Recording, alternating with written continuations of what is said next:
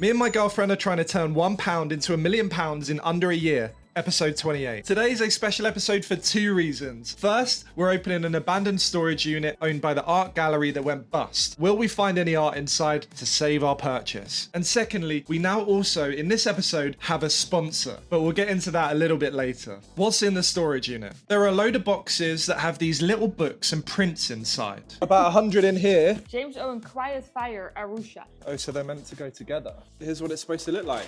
This is worth £16 on eBay. There are 40, I think. Quite cute. Again. Private view. So we've got some Nina Royal. Norman Gilbert. Dancing on the Brim of Chaos by Pippa Young. Surely some of these are worth money. 200 of these. This whole unit is going to be worthless. We have to keep that. Yeah, we have to keep it.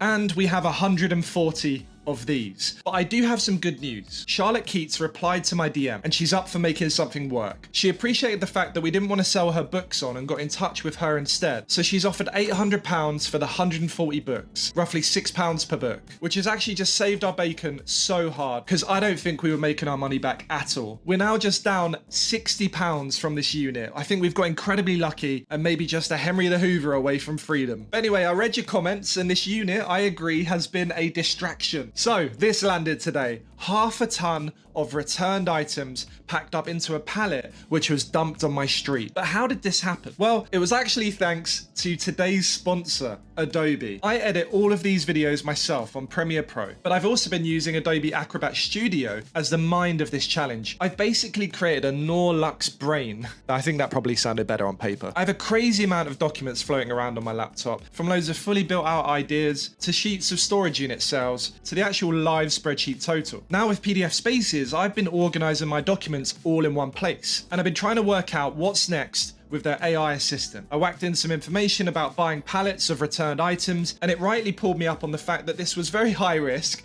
but also potentially high reward. It told me to start small and inspect the pallet. Obviously, all very good sound advice. However, I then got it to mark every other future idea from 1 to 10. Okay, TikTok shop, #1. That makes sense, yeah. Easy to set up, requires minimal investment. I then got it to tell me which one was the trickiest from a legal standpoint. Or the jet cleaning. The jet cleaning could be bad too. Yeah, private jet cleaning business. Aircraft detailing is highly specialized field. I've used Adobe for almost 10 years now, so this is a pretty full circle moment to be sponsored by them. And I'm right in thinking, guys, that I can use this money for the challenge, right? I'm just kidding, because that didn't go down very well last time.